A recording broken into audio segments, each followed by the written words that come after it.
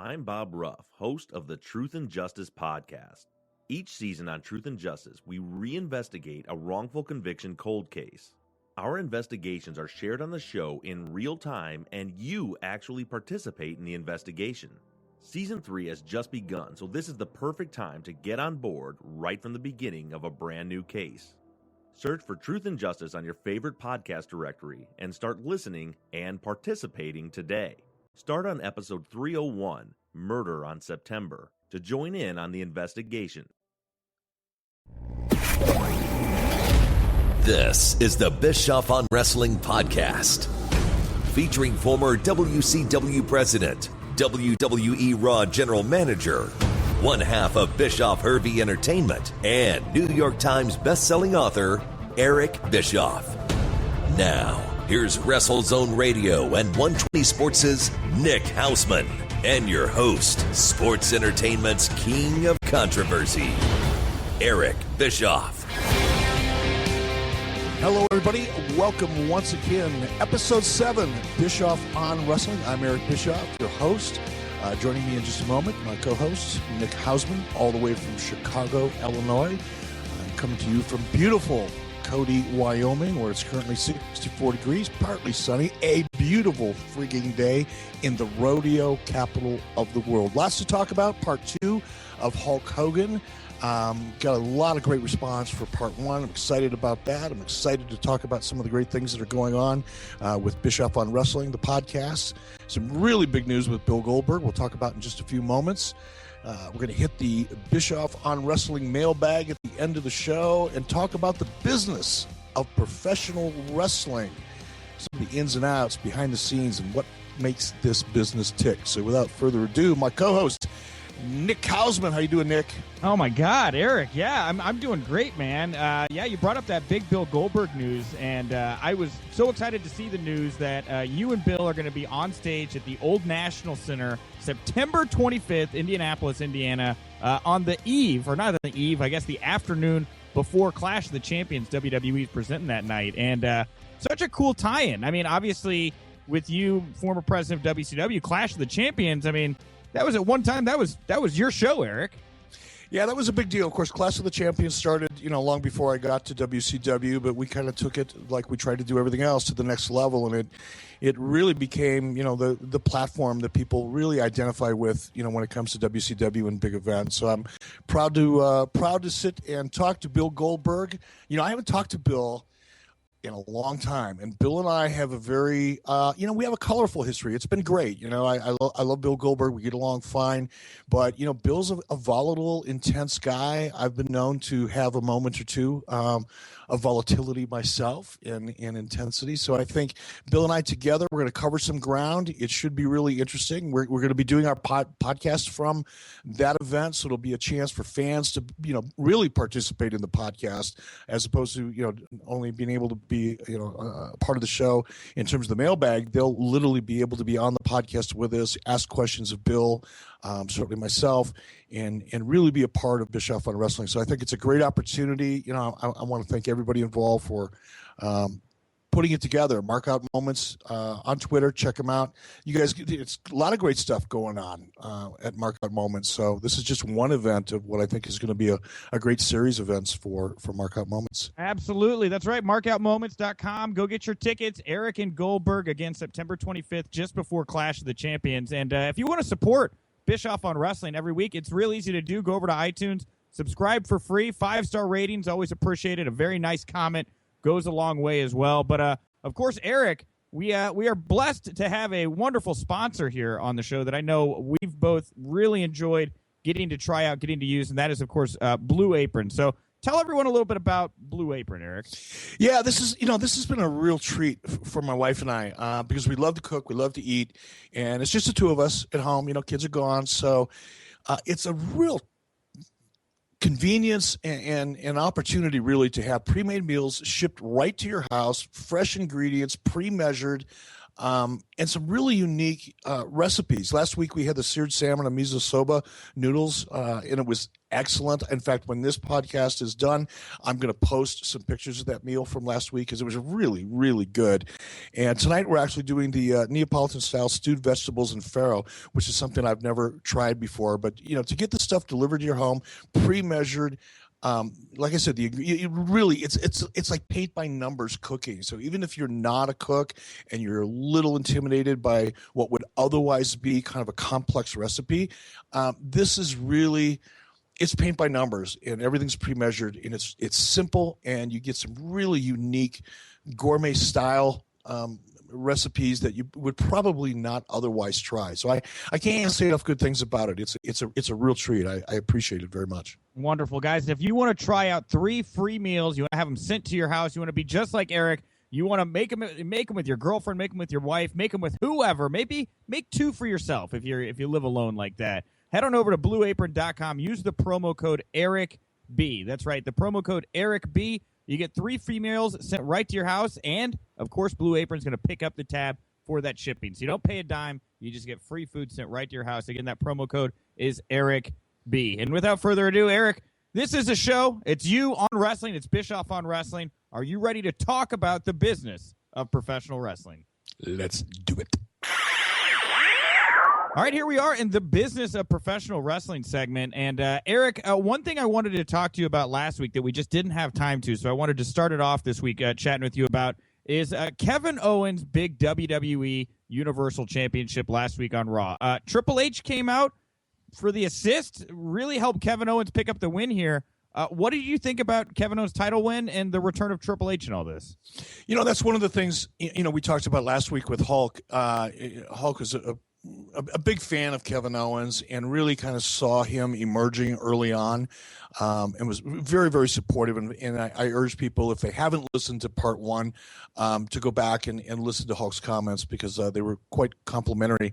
And I love to see it. One of the things that I was excited about for Kevin Owens, I've never met him, don't know him, but when you see a guy who's, I was thinking about it this morning, actually, a guy like Kevin Owens, who's probably been working in the business and struggling and coming up through the independents and doing all the things he's done to get where he is. It's kind of like a 5-year episode of The Voice, where you're constantly, in that grind and working towards a goal, and to finally get that moment, like Kevin Owens just did, got to be just a glorious feeling for him. But I do have to say, from a storytelling point of view and from a character point of view, it's not that I have a judgment about it, but I have questions about it, because to me, when you go back and you look at that finish and just break it down, piece by piece, so to speak, it was exciting, to have Triple H come in there and make the save and put Kevin in a position to get the win the way he did. And, you saw the look of shock on Kevin's face, and, you really got to experience that moment vicariously through Kevin, which I thought was great. But from a psychology point of view, my question is, are they trying to establish Kevin Owens as a protagonist, a babyface, or are they planting the seeds for Kevin as an antagonist or a heel? Because that matters a lot, and especially because this was the moment. That title win was the moment that put Kevin on the map. But my question is he on the map as a babyface?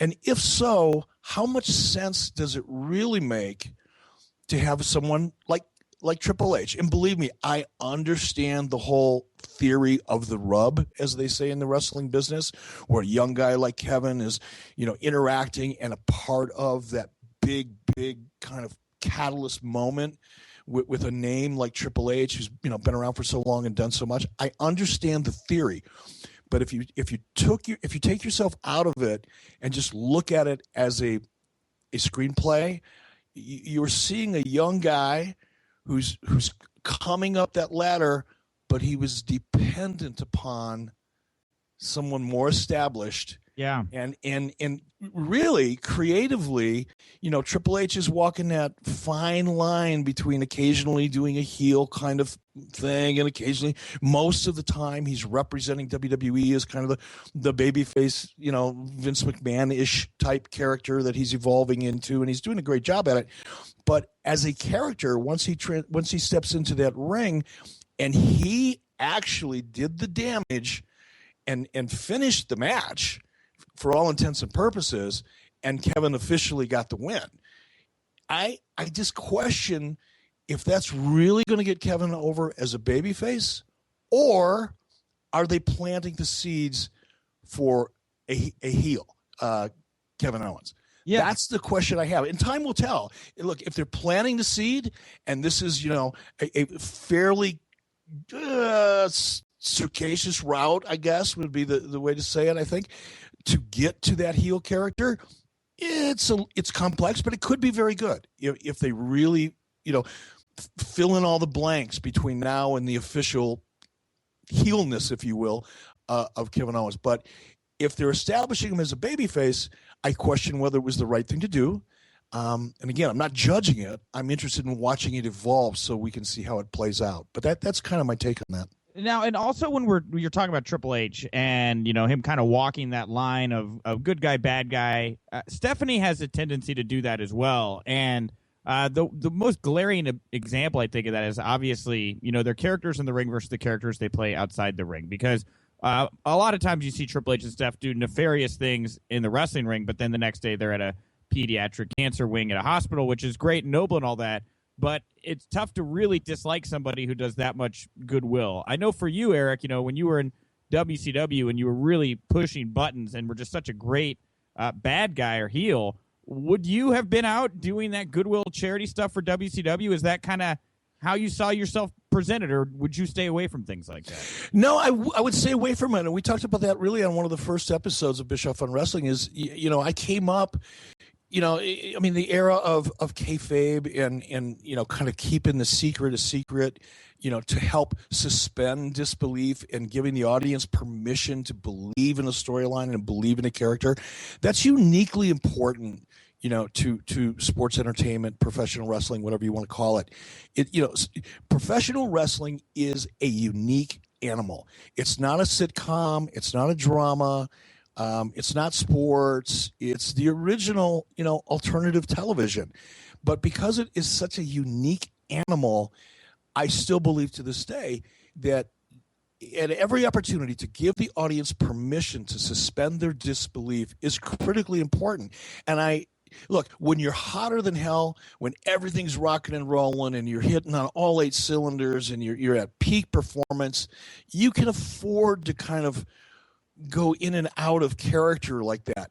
But when you're trying to establish a young character, I really don't think it's a great idea to take yourself in and out of character in a very public way. So to answer your question, not to go off into the weeds like I tend to do, I wouldn't have done it out of respect for the audience and out of respect for our ability as a company to give them permission to buy into our characters. It just goes against the grain of the way I was brought up in the industry. But it's a new day. It's a different world. Everything has evolved, and perhaps my take is no longer relevant. But to me, it is. To me, it takes me out of the moment when I see people involved in the ring. One day they're, complete babyface and doing admirable things or taking a babyface position, even in storyline.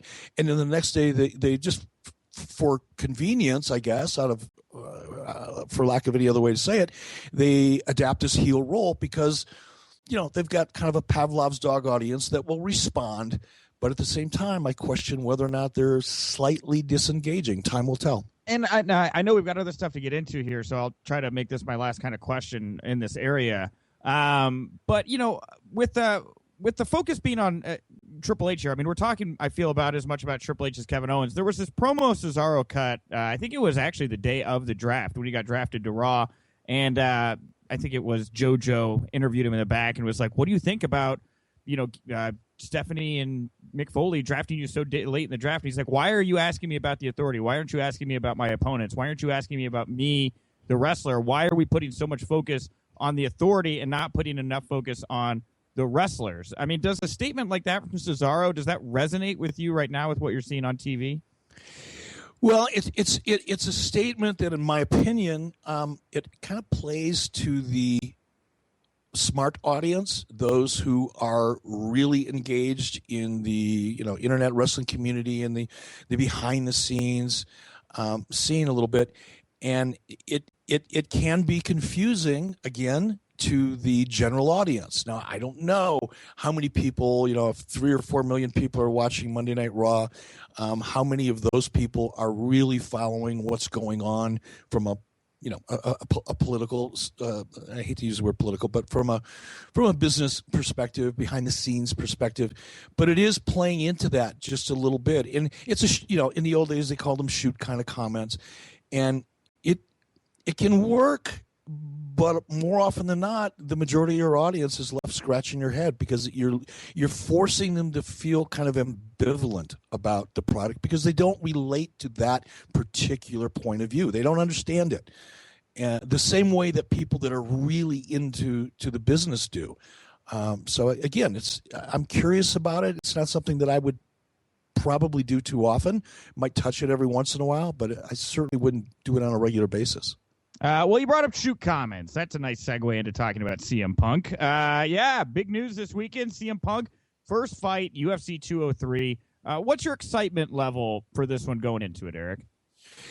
I'm kind of excited about it. I'm excited / curious. Again, I've got just enough background as an amateur wrestler and in high school and Greco-Roman freestyle while I was in college, and I got enough of a relationship with it, a long time ago. In fact, tomorrow I'm going to post a picture that my brother sent me. The first wrestling team I was on at 15 years old, and I dare anybody to try to pick me out of the lineup. But so I've been around amateur wrestling for a long time. I've got a feel for that. I was in martial arts for a long time and was involved in kickboxing for a long time. So I've got a little bit of a feel for that. But it'll be curious to me. CM Punk really doesn't have a traditional kind of background, whatever that may be, of fighters that go into the UFC. He wasn't an amateur wrestler, to my knowledge. The little bit of research I did on him, didn't really come up in kickboxing or martial arts or jiu-jitsu or anything like that. And, I know his opponent has spent some time in jiu-jitsu, but those are skill sets that takes a long, I'm talking about wrestling, martial arts, it takes a long time to develop. You can't train somebody to be a good wrestler or be good in jiu-jitsu in 6 months or a year. Yeah. I mean, you can sort of teach somebody. Doesn't mean that they can't learn and start developing skills, but to then throw them into the octagon and in a platform like UFC, it's a little bit different. But from what I'm looking at, the guys are, Punk's a little bit of an underdog in terms of experience. They're somewhat evenly matched. I know his opponent's got some, a couple fights under his belt, and like I said, he's got a martial arts background. But it'll be really interesting to see how that matchup plays out, on pay-per-view. I will definitely be buying it. And I wish CM Punk all the best. Again, it sounds like I say this all the time. Don't know him. I've got nothing invested one way or the other in it. But I am really, really curious. And I will say he's got a hell of a lot of courage to do what he's doing, because at this stage in his life, and he's not old by any stretch, but, he's not 22 years old either. And to be stepping into the ring under this kind of a spotlight with this much attention in a sport that he's never participated in, that requires some skill sets that he's never developed, I'm sure he's a tough guy, or he wouldn't have thought about doing it in the first place. But it will definitely be something that I'll be watching. Yeah, I know Punk's friends here because he's from Chicago, right? And a lot of these guys that are in the Chicago scene here, they came up with Punk together. And Punk is not only not a trained wrestler, did not come up as right. He was like a backyard wrestler. I mean, the fact I was actually thinking about this the other day. CM Punk, outside of Kimbo Slice, is probably one of the few people to go from like a heavy, hardcore like background wrestling, and Kimbo's was not pro wrestling style, but CM Punk may be the first backyarder to ever step into an octagon, and I'll be interested to see, because again, this has been Mickey Gall's whole life is training for fights. But with Punk also, he's been doing the media scrums, and one of the things he said is that he's not cutting promos. He doesn't feel the need to cut pro wrestling promos for this big UFC fight. Is that a misstep on his part, even if he does feel like by cutting promos maybe he's setting himself up for more blowback if he does lose? No, I think he's really smart. Look, especially after, how do you follow Conor McGregor and all the craziness, that took place there with him and Nate Diaz? Those were some that was some really good stuff. Watching those guys throwing plastic water bottles at each other, that didn't have any water in them, I thought was classic, pro wrestling. But it was intense and it was effective and it did a great job. But I think for CM Punk, his first fight, to come out and start cutting promos, as we say in the wrestling business, I think it would turn the hardcore UFC audience against him. He's already treading thin ice because, he didn't come up the way most guys do. He doesn't really have the background that most guys do. So I think there's a segment of the audience that's thinks that he's just getting, put in this position because of the name that he built in professional wrestling. And that, look, it's to a large degree, that's true. No one can deny it. If CM Punk wouldn't have been a huge star in WWE, he wouldn't be fighting in the UFC this weekend. But I think he's smart. I think there's enough interest in the fight, especially coming off the Brock Lesnar fight, that for him to do promos right now, I think turn the audience against him. All right, and we're real short on time. I was going to try to open the box here with you, Eric, and try to talk pro wrestling and politics at least for a little bit, but I know we just don't have the time because we got to get to the amazing part 2 of the Hulk Hogan interview and the questions here at the end of the show. So I think we can safely table that for next week. I mean, tonight's the big showdown between Trump and Hillary anyway, so we can maybe break that down a little bit next week. But I did for sure want to get your thoughts. There was a kind of a sadder story coming out in the headlines this past week from pro wrestling, and that is that it sounds like Scott Hall relapsed and had a couple drinks at an airport bar. There was an altercation, and he since had to take to Twitter and apologize for the incident. I mean, he did man up for it. He apologized for it, and he wanted to thank people for the support because, as he said himself, he lapsed in judgment there. Eric, you've known Scott for a long time, and these demons are not a secret to anybody. When you hear a story like this, what do you think? I almost reached out to Scott because, I can only imagine, what he's going through and how bad he feels. And, look, and it's so unfortunate because, I saw the videotape. Somebody sitting there with a camera phone just because they knew it was Scott Hall and they've got it. And now it was on TMZ and all over the place. Look, we all make mistakes. We all do shit that we wish, we didn't do, or we wish we wouldn't have done in public, especially. Nobody's perfect. And when you look at a guy like Scott Hall and everything that I have nothing but respect and admiration for Scott. And look, it's a lifelong battle for him. And he's told me personally, a month and a half, 2 months ago, we ran into each other, and I was actually sitting at a bar having a beer, enjoying a meal, and Scott came up and sat down next to me. We sat there for hours and talked, and he drank iced tea and didn't bat an eye, and was really did a great job of being under control. But look, he's gonna he's going to be challenged like all people who are going through what Scott is going through are from time to time. But what I'm most proud of is he doesn't stay in that hole. He gets up, he does what he needs to do to move on and to try to make himself a better person the next day. And for that, I have nothing but respect for Scott Hall, and I wish him the best, and Godspeed, brother. All right, and with that, we will wrap up the business of professional wrestling for this week. Guys, we're going to ask some questions here at the end, but if there's any topics or news articles that you'd like to hear Eric talking about as well, you're always welcome to use the hashtag Bischoff on Wrestling over on Twitter to keep the conversation going between us and you all on the show here. But without further ado, I'm very pleased to introduce right now, it is time for part 2 of Eric's interview with the immortal, the legendary Hulk Hogan. And welcome back, part 2. Hulk Hogan, our guest on Bischoff on Wrestling. Thanks again, Hulkster, for doing this. It's just fun to talk to you about wrestling. So often we talk about other things that are going on in our lives on a day-to-day basis, and I'm grateful for that too. But we rarely sit down and just talk wrestling, do we?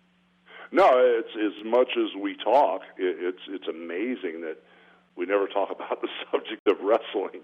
So this is a little different. I'm glad that we got hooked back up for this second week. I thought you forgot about me for a minute.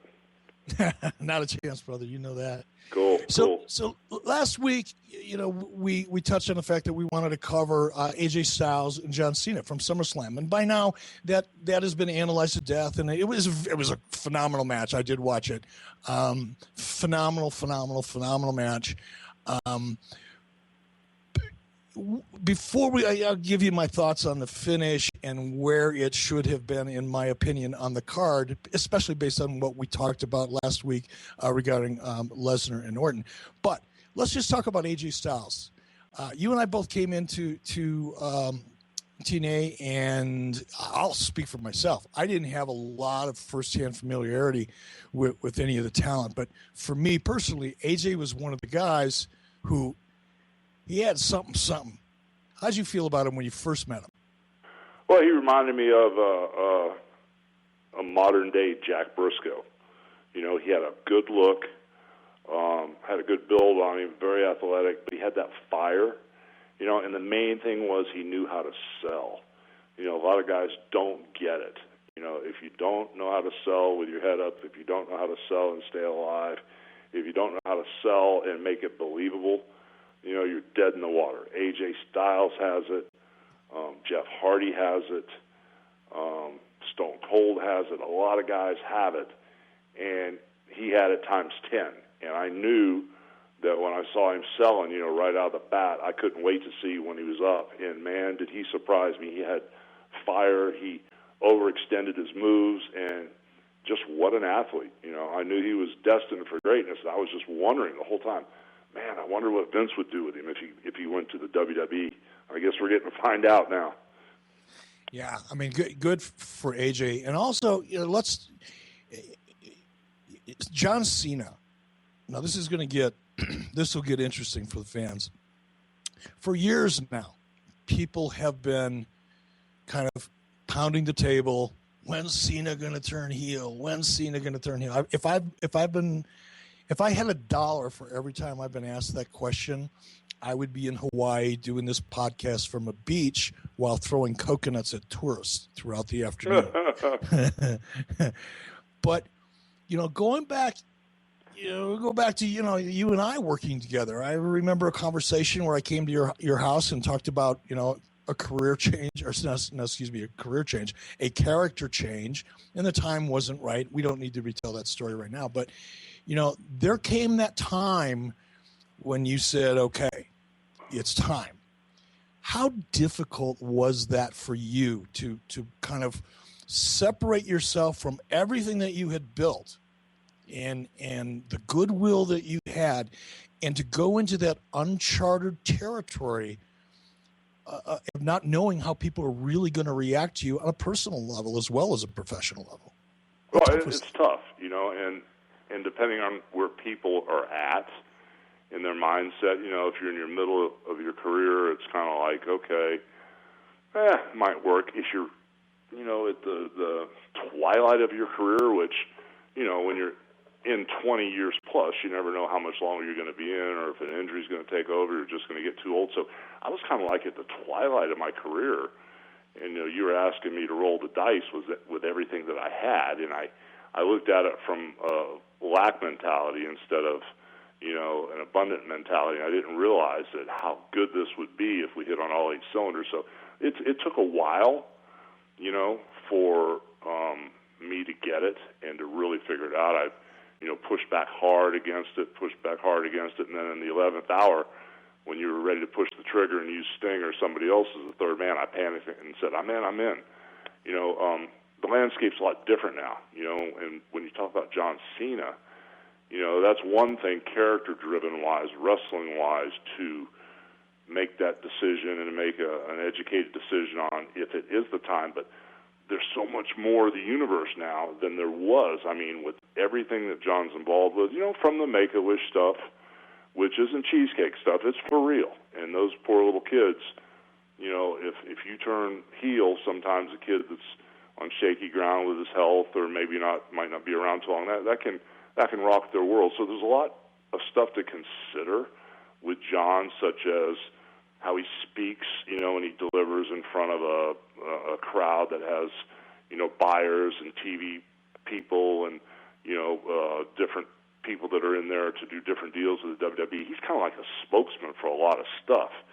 And, you can say it's entertainment as much as you want, but, there's a lot more to think about than just turning him heel as far as in-ring and as far as talent and story-driven stuff. John has a lot of other stuff that he does with the WWE that they really have to think about. Every area they use him in, and it has to make sense across the board, not just, storyline-wise.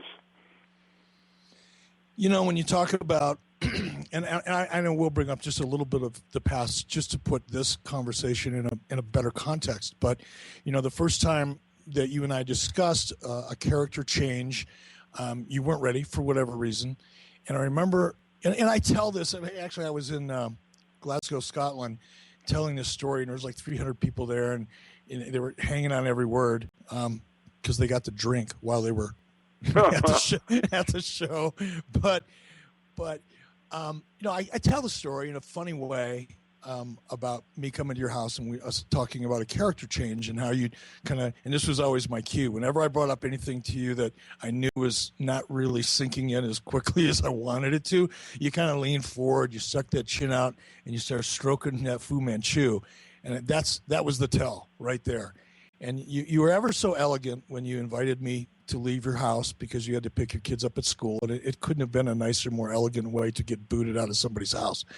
But one of the nicest, one of the things that you said to me that resonated to me, still does to this day, was you said, until you've walked a mile in my red and yellow boots, you just won't be able to understand it. And when you said it, it stuck with me, still has all these years, but and even now when I think about it, I think about it often, because until you can put yourself in somebody's shoes, you can't really look at the world the way that they do. And I think part of that for you at that time was not the financial implications that you might be risking, because there was that too, but it was also those moments when you can just touch someone in a way because of that positive character and because of that larger than life image that people see on TV. That image, that character has the ability to connect with someone on such a human level that's a hard, I understand now better than I did before, that is a hard thing to give up. And I wonder if that's something that Cena, no pun intended, is wrestling with.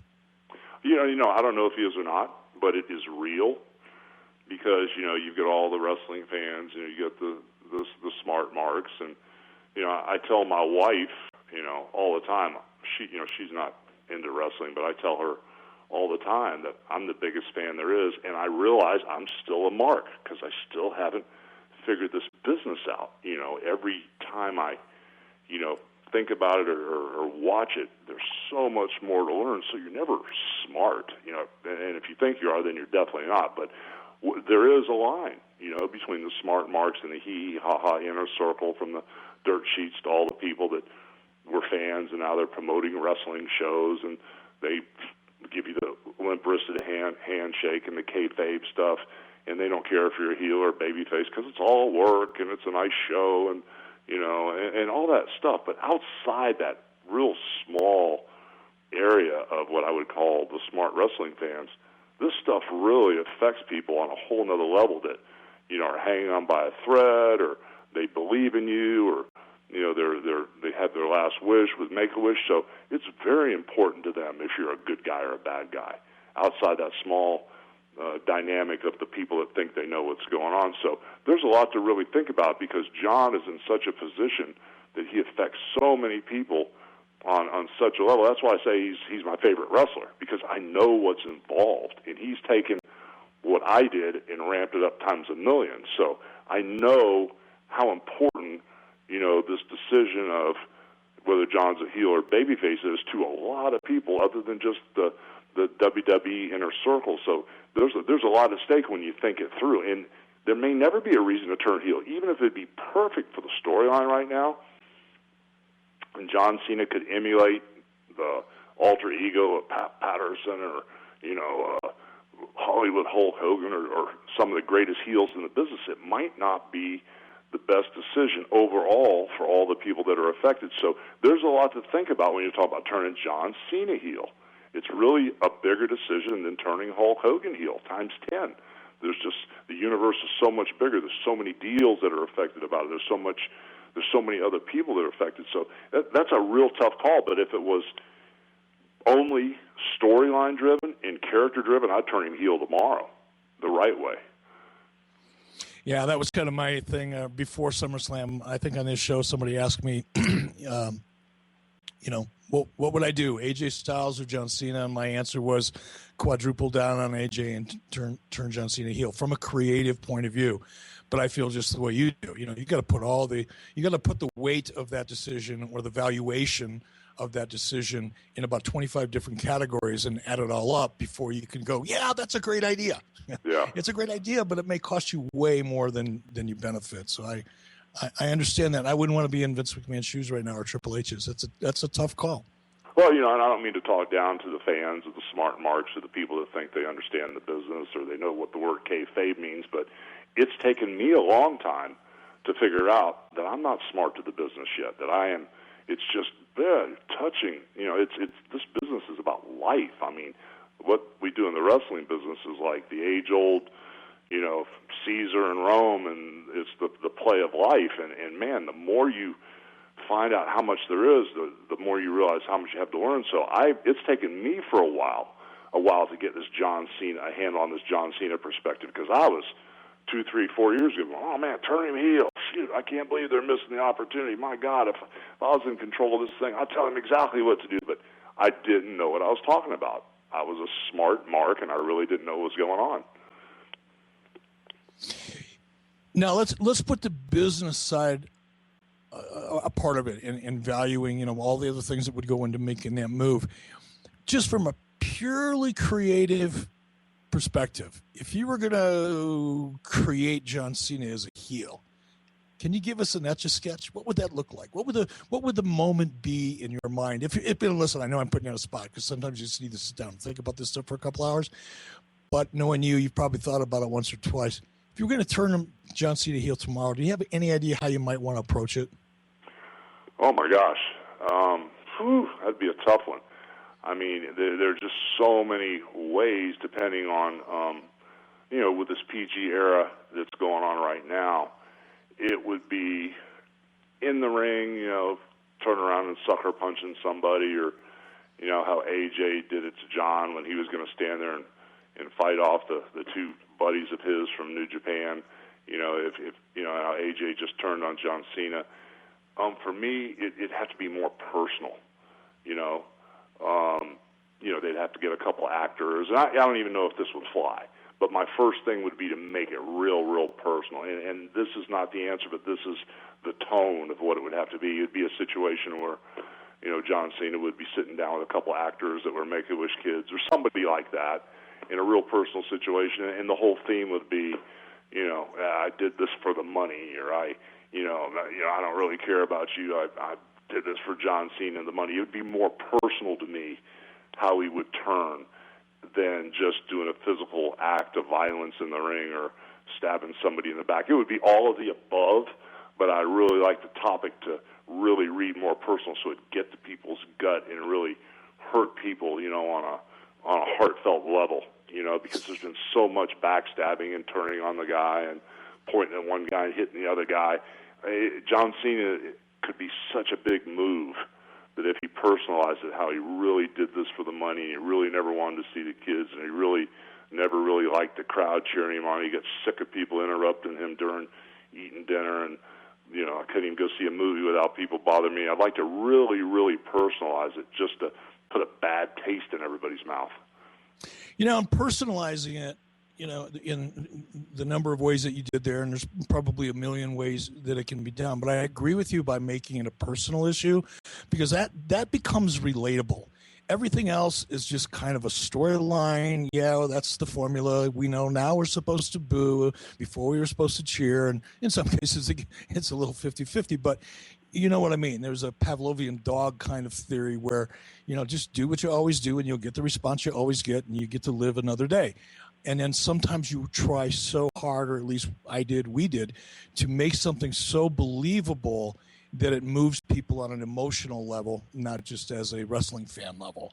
And I think you're right. If they can find whatever that is, if they decide to do that with John, and it's believable, then it'll automatically be relatable, and then it'll work. If it's going to work anyway, it'll work times 1,000. But it's going to be interesting to watch. Well, for me, the first thing I would do if I had the strings to the puppets would be I would pull all the writers off it. And Vince has a real good feel for personalizing his character. I'd pretty much want Vince to handle Cena, which he would, but I'd like to see Vince handle it without a whole bunch of input from people, taking the edge off. Because when Vince wants to get personal with something and really make your nerves twitch, he's got a real good way of digging, So I think that'd be a Vince McMahon job to handle the personal hatred, from all the fans for John Cena. I think he would be real good at coming up with something real personal to turn John heel. Well, we can both attest to that. You more so than me. Yeah, that's for sure. I've been there and had that sandwich. There you go. I know the deal also. You mentioned Pat Patterson a little while ago, yeah. And I haven't talked to Pat since I left WWE. I actually met a young man in Montreal about a month and a half ago who helped him write his book, and I believe Pat's book is coming out if it's not out already. Pat is, to me, one of the most, first of all, the most knowledgeable person, if not the one of the most knowledgeable people that I've ever been around. What was your relationship like with Pat? Well, I grew up watching him here in Florida. He'd come down from New York when he worked for Vince Sr., and he'd always pass through Florida because he liked it down here. And, when I broke in the business, I had a lot of people help me. I had Matt Suda, I had the Briscoes helping me, and Pat took me in the ring and basically taught me a whole bunch of stuff, as far as the psychology of the business. But Pat, he's the guy, man. I mean, I can't say enough good things about Pat and his love for this business. And, he's a hard act to follow. I mean, it would be hard to find anybody else that could key in. And he taps into every character and everybody in the dressing room. If somebody says, Pat, would you take care of this match or this main event? He can dig in with whoever's style it is and take his psychology and make that style work and make sense. So, I've known Pat for a long time, and one of the last conversations I have is, I called Pat probably 6 or 7 months ago, and I don't even know what the word says, what the word is, but in not Canadian, but in French, the word tabernacle, I don't know what it means, but I guess it's a cuss word, and I left that message on his cell phone because he didn't answer. And then he called me back a day later. He goes, oh, my gosh, Terry, I can't believe I missed your call. And, oh, my gosh, no matter what they say about you, I always love you. I love you. I know who you are. And that message meant a lot because I was going through some turbulence at the time. And for Pat to say, hey, man, I always love you because I know who you really are, it was really cool. But I've known him since I first started. I mean, I used to go and stand in the crowd and roll my shirt sleeves up at the Sportatorium when they were filming TV for Florida Championship Wrestling. And Pat used to see me in the crowd when I was a mark standing in the crowd, so I've known him forever. One of the questions I get asked often, because of the perception and the narrative and all the gaga that's gone on for 20 years, the perception is that I was just sitting in a room with a list of WWE talent and couldn't wait to, pick another one off as soon as I could. Nothing was further from the truth. Most of that talent came to me. I didn't go to them. In fact, all of them came to me. I didn't go to them. But one of looking back now, because I didn't know, at the time when I was running WCW, especially early Nitro, I really didn't know how valuable of an asset Pat Patterson really was to the WWE. What I learned subsequently from people like you and others who had worked in WWE with Pat and worked closely with him, that he was probably one of the best finish guys in the business. Do you agree with that? Yeah, he was. I mean, and he still is. And, whenever, I don't know if Pat's actually working with the WWE, but there's always a seat on Vince's plane for him, and he's always welcome to just show up just to enjoy the show. But when he shows up, they put him to work. And they usually give him the main event finishes, the main event matches, the tough matches, because they know Pat psychologically will not only put the match together and get it in the right direction, but he'll come up with the right finish. So he is still the best finish guy. And, Pat Patterson used to say the best finish guy in the business was Eddie Graham. And I watched all of Eddie Graham's finishes. I grew up, because Eddie Graham was a promoter here in Florida, I grew up watching, Eddie Graham's finishes. And when I talked to Dusty Rhodes, Eddie Graham's the best finish guy in the business. And I grew up watching this. I didn't even know what I was watching, but these finishes, sometimes when I was with you or when I was in the WWE, I would think back in my head, and I can't remember people's names, and I can't remember meeting people or stuff that happened, but I can remember finishes. And I would just dig in that old card catalog I had, and I just would remember all these Eddie Graham finishes. And Pat Patterson would be laying these finishes out, and I'm like, I saw that already. I saw Eddie Graham. And Pat was, damn it, Teddy, you're right. That was Eddie's finish. But, Pat Patterson was like a sponge. He had the opportunity to soak up all of Eddie Graham's stuff, all of Roy Shire stuff out in San Francisco, all the Don Owens stuff up in Portland. He had a chance to work with everybody, in the 60s and 70s through the old WWF back in the day when it was real territorial. And so he had all this knowledge, and whether he was coming up with new stuff or reprocessing it, it was new anyway because nobody had seen it before. And he just had a way to embellish on what was already there and make it work. And it takes a special talent to do that, but you got to have a good repertoire to pull from, So he had all that knowledge that was ingrained and soaked in his head like a sponge. And I'm telling you, there's nobody better. And by the way, Pat's book is out now. It's called Accepted, and how the first gay superstar changed WWE. And I can't wait to get my hands on it.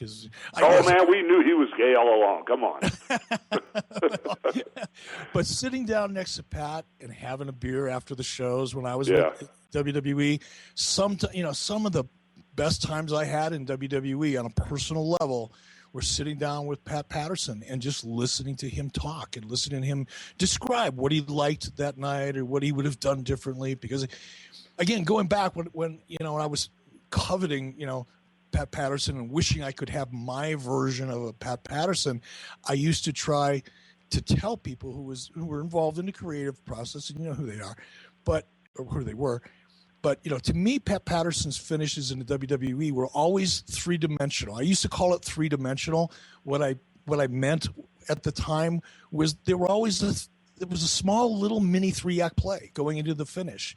You'd go into the finish, you go, okay, it's over. Oh, no, it's not over. But now oh, no, now it's not over, but then it'll be over. It was never a simple, paint by numbers kind of formula. It was always the finishes left you hanging on your seat, at the edge of your seat most of the time. Well, even more than that, the multi-dimensional stacks that he would lay up for the finishes were also supported by the beginning, the arc, the middle of the match, and the end. So when you'd see the finish, you went, oh, now I know why CM Punk did that when the match first started. Oh, now I know why Stone Cold did that when the match first started. He had it, he worked backwards, and so it was just amazing, because Pat was always one of the boys. I mean, I was friends with him from day one, and real good friends with his partner Louie, and we all hung out. We just had a blast together. But the information that Pat had in his psychology and the way he thought about these multi-dimensional finishes, I just couldn't get enough. I mean, the funny thing was, me and Pat used to butt heads a lot back in the day about what I thought was correct and how he tried to straighten me out. And then this last time, I wasn't wrestling. There was nothing for us to butt heads about because Pat always had my matches. He always had my finishes or the build-up or the storyline to get to the dance for the pay-per-view. And the funny thing was this last time, he goes, oh, my God, Terry, after 35 years, you've finally fallen in love with me. And I said, Pat, I've been in love with you the whole time. I've just been afraid to tell you. But, no, I love the guy because he's just such a good person, and he loves this business, man. He's got it in his DNA. So you're right, man. When it comes to finishes, he's the guy. I hope he always stays around. Well, speaking of finishes, we're out of time, so I'm going to finish this show up. And thank you again, Hulkster, for joining us. And thanks to everybody for listening, our sponsors. Very, very grateful indeed. Next week, if I can get you back one more time, I'll tease it with this. But I really would like to hear from you right now, in this moment, as we're speaking, what it is that you miss most about being in the wrestling ring. And we'll do that next time. Thanks, Hulkster. Okay, brother. Thank you. There was part 2 of your interview with Hulk Hogan, really diving into that AJ Styles, John Cena dynamic. And, AJ, he could be champion after Sunday night at Backlash. They could put the belt on him. I mean, is that something you ever thought that you would see, Eric? Not really. Just and it's not because it doesn't have anything to do with what I think of AJ Styles. I think the world of AJ Styles, and I'm so proud for him. I can't say proud of him because I didn't have anything to do with it, but I'm proud for him for all of the right reasons. He's a phenomenal human being and an amazing athlete, and I couldn't be happier for him. However, because of this WWE system and just as Hulk refers to it as Titan training. You typically have to be in that system and get that WWE polish really put on you before you get that opportunity. And AJ came almost, he was in there for a cup of coffee before the next thing he's right there in the middle of everything. And I just think that's just freaking awesome. He's so good. He really is. He's everything they've given him is just, he turns to gold. I love watching the rise of AJ Styles in WWE. Well, unfortunately, we are, again, a little short on time here for this week. We do love to answer your questions. I really love it when you submit them online. # Bischoff on Wrestling, but we've only got time for one question. Next week, we promise you, we're going to dive a little bit deeper into the mailbag, so fill it up, guys. If you've got questions for Eric Bischoff, # Bischoff on Wrestling over on Twitter. But this question this week comes from @Chosen, CHOZNY, because Z's are funny S's, @ChosenBoy. He asks you, Eric, what is the craziest thing that was ever thrown at you during your NWO run? I'd say it was a tie between a D-cell battery or D-size battery. Jeez. Yeah, it was pretty intense. And a full bottle of beer, not a plastic bottle, but somebody must have snuck in a full bottle of Bud Light or Miller Lite, whatever it was. And the D-size battery, that missed me by about 1.5 foot, hit the ring. And I mean, it's whoever threw it was far enough away, but by the time it hit the ring, you could feel it. It was like a big thud. And the beer bottle came, we were in New Jersey. I think we were in the Meadowlands. And Hulk and I came out, Jimi Hendrix music, and I did my thing, right before Hulk. I was getting ready to turn around and do my bow down gimmick. And out of the corner of my eye, I swear, from the cheapest seat you could possibly buy, way up high, out of the corner of my eye, I saw that, and I've got good peripheral vision, thank goodness. I can't see more than 20 feet in front of me, but I have great peripheral vision. And I saw the corner of my eye, this object coming at me, and I stopped, and it went right by my head, missed me about 1 foot, maybe less, and it exploded when it hit the concrete. And, had it hit me in the head, it would have been a sight to see. It was live TV. Oh my God! All right, well there it is. What an amazing way to end this week's Bischoff on Wrestling episode. Eric, I want to thank you so much again for allowing me to be a part of it and presenting this to presenting your insight to all the wonderful pro wrestling fans out there. Are there any other final thoughts, themes, opinions, anything you want to put over here at the end of the show, Eric?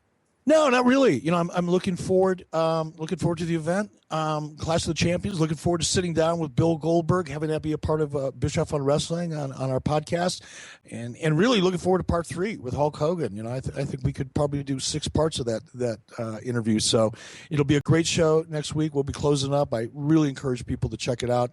Hulk's an amazing guy with a lot to talk about. So thank everybody for listening, and check us out on eBischoff on Twitter. # Bischoff on Wrestling, iTunes, audioboom.com, and look forward to talking to you next week. The Bish is back with a brand new show. You want the latest news, it's the place to go. You want stories, controversies, Bischoff on Wrestling, Bischoff on Wrestling.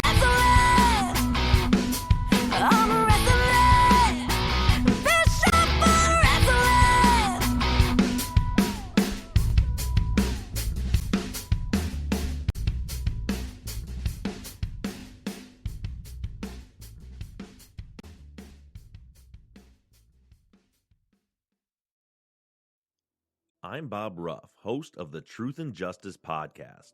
Each season on Truth and Justice, we reinvestigate a wrongful conviction cold case.